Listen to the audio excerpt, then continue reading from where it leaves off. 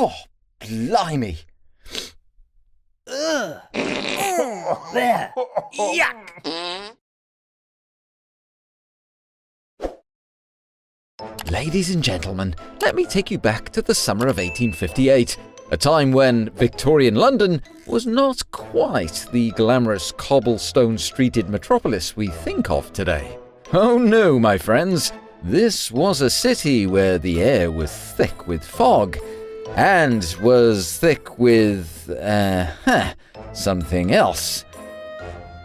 Something far less pleasant than fog, in fact. The population of London at this time had grown to about 2.5 million people, but the infrastructure? Well, not so much. While London had fantastic buildings and fashionable people and impressive engineering feats, it was lacking in one crucial area: waste management. That's right, Londoners were literally stinking up their own city. Now, don't get me wrong, every great city has its issues, but while other cities perhaps had problems with overcrowding and crime, and perhaps the odd rat or two, London had a particular problem, one that was, let's say, in your face, or rather, up your nose. It's the summer. It's hot. People are sweating in their finest Victorian garb, with top hats and cravats, trying to look dignified while walking along the Thames. But instead of the sweet smell of fresh air, something far more unpleasant is wafting in the breeze. A smell. A smell so bad, it had the power to knock the top hats right off their heads. I say. Ladies and gentlemen, I give you eau de toilette. Or rather, odour of the toilet. Now you may ask, what's so bad about the occasional stinky waft? Well, let's just say this wasn't your average forgotten garbage bag in the sun kind of stink. Oh no, this was a citywide, all-encompassing, full-on wall-to-wall odour that could only be described as a historical level of funk. Yes, it was London's very own eau de toilette. And so here's how it happened. London's sewage system, in all its Victorian glory, consisted of, well, nothing too fancy, to be honest. A few open drains here, a couple of cesspools there, and if you were lucky, a creek where you could flush the odd floaty thing away. The problem with this system, of course, was that it couldn't keep up with the booming population, and it certainly didn't handle things when it came to, floating organic waste. In fact, most of the human waste was being dumped straight into the Thames, the city's very own water supply. And if you've ever wondered what happens when a huge river that feeds drinking water also doubles as a massive open toilet, well, you can quickly appreciate it doesn't do much for a city's clean air policy, does it? And the warm summer months in London only made things worse. The river became a sewer of doom, with human waste, industrial runoff, and general filth, all bobbing around like some kind of cocktail of unpleasantness.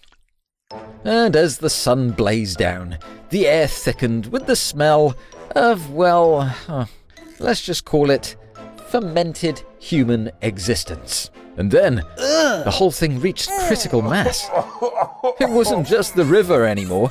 No, it was in the air. It was in the streets. It was in the buildings. I mean, you could quite literally taste it. Now, I know what you're thinking. Surely the city authorities would have done something about this. I mean, this is a problem you can't really ignore.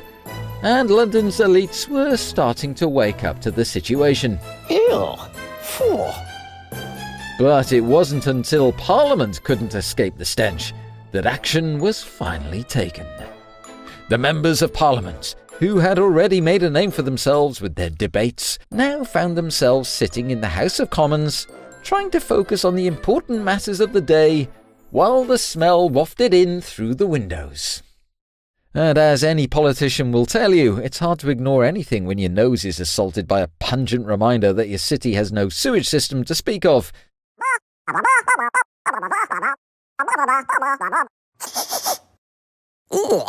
They did the one thing that always gets attention in politics.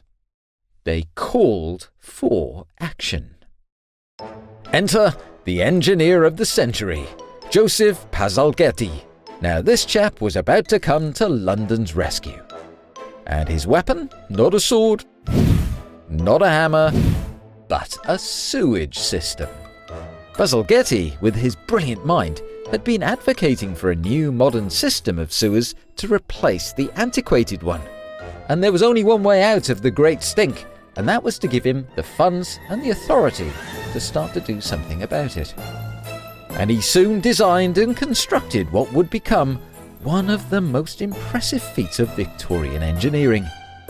His new sewer system, built to carry waste away from the Thames, was about to make London a much better place to live.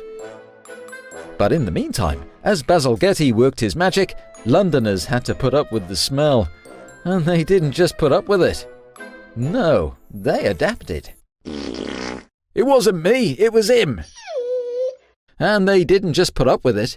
No, some started wearing lavender-scented handkerchiefs, others kept windows tightly shut, and still others fashioned nose plugs from whatever materials they could find. But of course none of it worked. The stink was relentless, a constant reminder of how very, very far we had come from the glories of ancient Rome's aqueducts. But you know what? Something amazing happened. Through all this discomfort, through all this nose-wrinkling chaos, the people of London learned to roll with it. There was a certain defiant humour that took over. People would joke about it in the streets. Ha ha, the great stink. Just another day in the city of progress. Londoners put on their best hats and soldiered on, holding their noses as they marched through the muck and mire. And sure enough, Pazzalghetti's sewers were finished, and within a few years, London was smelling much fresher.